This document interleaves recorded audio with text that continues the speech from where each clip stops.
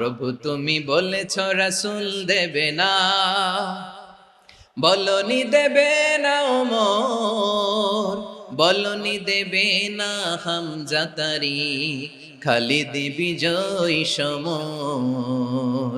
প্রভু তুমি বলেছ রাসূল দেবে না, বলনি দেবে না ওমর, বলনি দেবে না হামজা তারি, খালিদ বিজয় সমর। প্রভু তুমি বলেছ রাসূল দেবে না।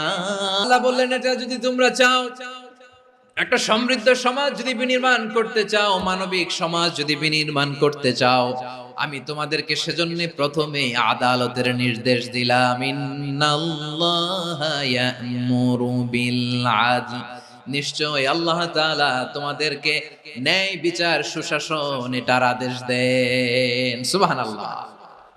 আদাল, ন্যায় বিচারের আদেশ আল্লাহ তাআলা কোরআনের বিভিন্ন আয়াতে দিয়েছেন। আল্লাহ তাআলা বলছেন, ইন্নাল্লাহা ইয়া'মুরুকুম আন তুআদ্দুল আমানাতি ইলা আহলিহা ওয়া ইযা হাকামতুম বাইনান নাসি আন তাহকুমু বিল আদল ইন্নাল্লাহা নি'ম্মা ইয়া'iদুকুম বিহি ইন্নাল্লাহা কানা সামিআম বাসীরা। আল্লাহ তাআলা বললেন, আল্লাহ আদেশ দিচ্ছেন, যে ব্যক্তি আমানতের হকদার তার হাতে তোমরা আমানত পৌঁছে দাও। আর যখন তোমরা বিচার কার্য করবে, বিচার ফয়সালা করবে, আদালতের সাথে করো। সুবহানাল্লাহ বলেন। ওয়া ইযা হাকামতুম বাইনান নাসি আন তাহকুমু বিল আদল, আদালতের সাথে করবা। আল্লাহ তাআলা বলেন, যারা জাজ হবে, বিচারক হবে, তাদের যদি বাদী বিবাদীর কারো সাথে শত্রুতা থাকে, কারো সাথে যদি কোনো ধরনের রেষারেষি থাকে, আল্লাহ বলেন বিচার কার্য করতে যে ওই শত্রুতা রেষারেষির কারণে আদালতের বাইরে যে অবিচার করে বিচার করো না। ওয়ালা ইয়াজরিমান্নাকুম শানাআনু কওমিন আলা আল্লা তা'দিলু ই'দিলু হুয়া আকরাবু লিত্তাকওয়া ওয়াত্তাকুল্লাহা ইন্নাল্লাহা খাবীরুম বিমা তা'মালুন। খবরদার কোন জাতির প্রতি, কোন গোষ্ঠীর প্রতি, কোন গোত্রের প্রতি আক্রোশ যেন তোমাদেরকে ন্যায় বিচার থেকে দূরে সরিয়ে না দেয়, বরং আমি আল্লাহর আদেশ হলো ই'দিলু, তোমরা আদল করো, ন্যায় বিচার করো, সুবিচার করো, সুশাসন প্রতিষ্ঠা করো। হুয়া আকরাবু লিত্তাকওয়া, এটাই তাকওয়ার সবচেয়ে কাছাকাছি। সুবহানাল্লাহ বলেন। কোরআনের বিভিন্ন আয়াতে আল্লাহ তাআলা স্পেসিফিকলি ধরে ধরে বিচার করার সময় আমরা যেন আদল করি সেটা বলেছেন। কোরআনের কোন কোন জায়গায় আল্লাহ তাআলা এই আল আদল শব্দটা ব্যবহার করেছেন। আবার একই জিনিস ইনসাফ, সুবিচার, সুশাসন, ন্যায় বিচার, ন্যায় পরায়ণতা বুঝাতে আল্লাহ তাআলা কখনো কখনো আল কিসত শব্দটা ব্যবহার করেছেন। আল্লাহ তাআলা বলেন, ওয়া ইন হাকামতা ফাহকুম বাইনাহুম বিল কিসতি ইন্নাল্লাহা ইউহিব্বুল মুকসিতিন। যখন তুমি বিচার করবে, বিশ্বনবীকে উদ্দেশ্য করে অ্যাড্রেস করে বললেন, নবী হে, ইহুদিরা কোনো বিষয়ে মীমাংসার জন্য যদি আপনার দরবারে আসে, যদি বিচার করতে হয়, খবরদার অবিচার করবেন না। ফয়সালা যেটা করবেন কিসতের সাথে করবেন, ন্যায় পরায়ণতার সাথে করবেন, কারণ ইন্নাল্লাহা ইউহিব্বুল মুকসিতিন, নিশ্চয় আল্লাহ রাব্বুল ইজ্জাত ন্যায় পরায়ণশীলদেরকে বড্ড ভালোবাসেন। সুবহানাল্লাহ বলেন। ন্যায়পরায়ণ লোকদেরকে আল্লাহ তাআলা বড্ড ভালোবাসেন। অন্য আয়াতে আল্লাহ তাআলা বলছেন, ওয়ানাদউল মাওয়াজিনাল কিসত লিয়াউমিল কিয়ামাতি ফালা তুযলামু নাফসুন শাইআ। আমি কিয়ামতের দিন ন্যায়পরায়ণতার মানদণ্ড স্থাপন করব, যেটাকে আমরা মিজানের পাল্লা বলি।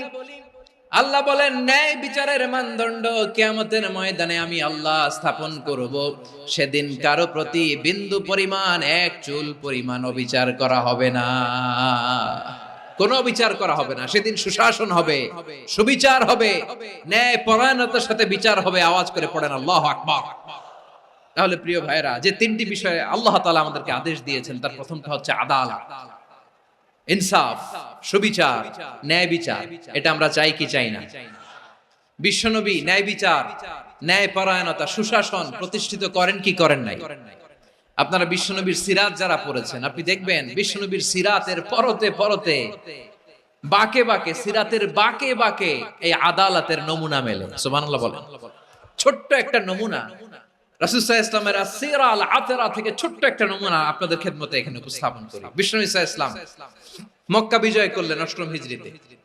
মক্কা বিজয় শেষের দিনই কয়েক সপ্তাহ মক্কাতে অবস্থান করলেন। ইন দ্য মিন টাইম মক্কার একটা ভেরি প্রেস্টিজিয়াস এন্ড ডিগনিফাইড ফ্যামিলির নারী চুরিতে ধরা পড়ল। কিসে ধরা পড়ল? আমাদের সমাজে আসেনি এটা? আছে? ছোট না বড়? হিসাব করে শেষ করা যায় না। ৩.৫ লাখ কোটি টাকা নাই উন্নয়ন প্রকল্পের নামে। ৩.৫ লাখ কোটি টাকা লিখতে পারবেন আপনি? একটানা লিখতে পারবেন? বুঝতেছেন কত বড় সংখ্যা? হ্যাঁ, বনু মাখজুমিয়া গোত্রের এক নারী মক্কায় চুরিতে ধরা পড়ল। বলেন তো চুরি করলে বিধান কি?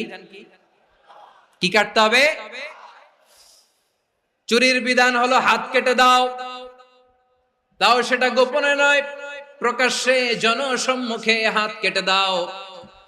বনু মাখজুমিয়া গোত্রের নারী যখন চুরিতে ধরা পড়লো, সাহাবারা চিন্তায় পড়ে গেলেন। সবে মাত্র মক্কার লোকেরা কালিমা পড়ে মুসলমান হয়েছে, ইসলামের আইন কানুন তেমন জানে না, ইসলামী শরিয়ার সাথে বেশি পরিচিত নয়। এখন যদি বিশ্বনবী চুরির যেই বিধান এটা যদি কায়েম করে হাত যদি কেটে দেয়, না জানি মক্কার লোকেরা আবার বিগড়ে যায়, না জানি মক্কার লোকেরা আবার মুরতাদ হয়ে যায়, না জানি মক্কার লোকেরা ইসলাম থেকে দূরে সরে যায়। চলো চলো, সাহাবীরা মিলে পরামর্শ করলেন, চলো বিশ্বনবীর কাছে যে বলি, ও নবী, শুধু কেবলমাত্র একমাত্র এই নারীর জন্য চুরির হাত কাটার বিধানটা আপনি একটু থামিয়ে দেন। চুরির হাত কাটার যে বিধান এখানে একটু রহিত করে দেন, বাকিগুলা কইরেন মদিনাতে যে চলবে, কিন্তু মক্কায় এবারের জন্য মাফ করে দেন। কিন্তু কে বলবে? এই যে পরামর্শ, সাজেশন, এটা কে দিবে বিশ্বনবীর কাছে? সাহাবারা চিন্তায় পড়ে গেলেন। আল্লাহর নবীর সামনে দাঁড়িয়ে আল্লাহর দেয়া হুদুদ, আল্লাহর দেয়া বিধান থামিয়ে দেওয়া, মাফ করে দেওয়া, এই কথা বিশ্বনবীর সামনে বলার সাহস তো কেউ রাখে না। কেউ কেউ বলল, বিশ্বনবীর পালক পুত্র যায়েদ বিন হারেসার সন্তান উসামারে বিশ্বনবী নাতির মতো আদর করে, বড্ড বেশি ভালোবাসে উসামারে। এজন্য সাহাবারা উসামাকে বলতো হিব্বু রাসূলিল্লাহ, বিশ্বনবীর ভালোবাসা। কি বলতো? সাহাবীরা বললেন, বিশ্বনবীর ভালোবাসা হিব্বু রাসূলিল্লাহ, উসামারে পাঠাও। উসামারে বিশ্বনবী নাতির মতো স্নেহ করে, মায়া করে, ভালোবাসে। আমরা পারবো না, উসামা পারবে। সবাই মিলে ফুলিয়ে ফুসিয়ে ওসামাকে, ছোট্ট ওসামাকে রাজি করালো। ওসামা এমন এমন কথা যে তুমি বিশ্বনবীর কাছে বলতে হবে, পারবা নাকি? ওসামা বলে, পারবো। সাইয়েদনা ওসামা রাদিয়াল্লাহু তাআলা আনহু তরুণ সাহাবী বিশ্বনবীর কাছে গেলেন, যে বললেন, নবী, বনু মাখজুমিয়া গোত্রের এক নারী চুরিতে ধরা পড়েছে, এবারের জন্য কি এই মহিলাটারে মাফ করে দিলে হয় না? এবারের জন্য একটু ক্ষমা করা যায় না নবী? বিশ্বনবী বলেন, আতাশফাউ ফি হাদ্দিম মিন হুদুদিল্লাহ, তোমার এত বড় সাহস উসামা, তুমি আল্লাহর হাত, আল্লাহর দেয়া বিধান, এটার ব্যাপারে সুপারিশ করতে এসেছো? তোমরা কি জানো তোমাদের আগে যত কওম, যত গোত্র, যত জনপদ ধ্বংস হয়েছে তার কারণ ছিল তাদের মধ্যে গরিবরা অন্যায় করলে তারা বিচার করত, আর ধনীরা অন্যায় করলে তারা মাফ করে দিত। খবরদার! ওয়া আইমুল্লাহ লাউ আন্না ফাতিমাতা বিনতি মুহাম্মাদিন সারাকাত লাকাতা মুহাম্মাদুন ইয়াদাহা। বিশ্বনবী বললেন, ওরে ওসামা, বানু মাখজুমিয়ার ওই প্রেস্টিজিয়াস এন্ড ডিগনিফাইড ফ্যামিলির মেয়ে তো দূর কি বাত, অনেক দূরের কথা। জেনে রেখো ওসামা, আমার কলিজার টুকরা, নয়নের পুটুলি ফাতেমাও যদি মক্কার জমিনে আজকে চুরির দায়ে ধরা পড়তো, আমি বিশ্বনবী মুহাম্মদুর রাসূলুল্লাহ ধরে ফাতেমার ডান হাতটা কেটে দিতে এক বিলম্ব দেরি করতাম না। ইন্নাল্লাহা ইয়া'মুরু বিল আদল, আমাদেরকে জাস্টিস শিখায়। পশ্চিমারা আমাদেরকে ইনসাফ শিখায়, আমাদেরকে সুশাসন শিখায়। আর ইনসাফ, সুশাসন, ন্যায় বিচার, সুবিচার, জাস্টিস কারে বলে বিশ্বনবীর বায়োগ্রাফি থেকে জেনে নাও। এই ছিল বিষ্ণু ইসা ইসলামের আদালতের নমুনা। আপনি যদি সাইয়েদনা ওমরে ফারুকের জীবনের দিকে তাকান, এমন কঠোর, এমন বীর সেনানী ছিলেন। সাইয়েদনা ওমরে ফারুক যদি রাস্তার এই মাথা দিয়ে হাঁটা শুরু করতেন, শয়তান ওমরে ফারুককে দেখলে ওই রাস্তা রেখে দিয়ে অন্য রাস্তা দিয়ে হাঁটতো। সুবহানাল্লাহ। ওমরে ফারুক রাদিয়াল্লাহু তাআলা আনহু কি পার্সোনালিটি ছিল, কি পার্সোনালিটি। আমাদের এলাকায় ছোট বাচ্চারা রাতে ভাত খেতে চায় না, আমার মেয়েটাও খেতে চায় না। এই এটা দিব ওইটা দিব, আজকে মাহফিলে আসার সময় বলে দিছে লিস্ট করে এটা এটা আনতে হবে।